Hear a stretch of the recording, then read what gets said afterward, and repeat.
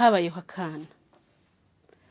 akana keza k'agakobwa kitwa Kaneza. Kaneza yari umwana mwiza, yari umwana ushimishije, yari umwana ukina n'abandi. Kaneza yaseka abantu bose bakanezerwa. Kaneza uwo rero yagiraga nyirakuru wa Kaneza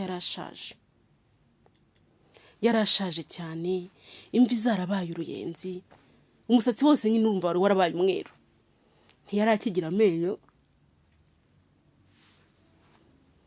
Ariko nyirakuru wa Kaneza yahoranaga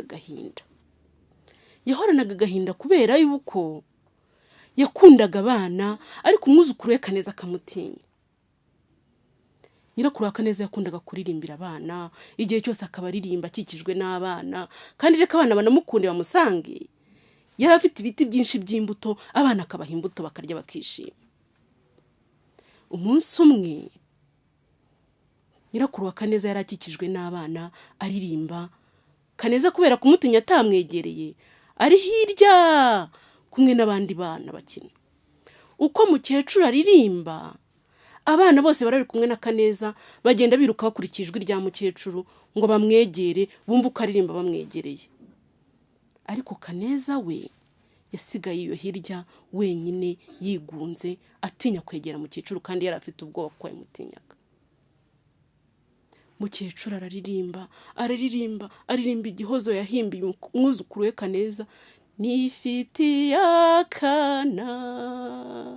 akana k'ibisage, akana k'ibitama, akana gasa n'inyenyeri, akana gasa n'izuba, akana gasa n'ukwezi.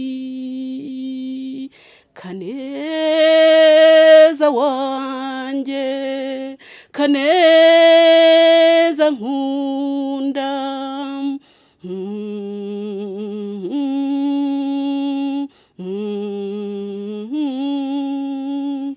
Kaneza aho yarari arungurukira mu biti, akomeza kumva mukecuru aririmba ako karirimbo, maze atwarwa n'udutotsi arasinzira.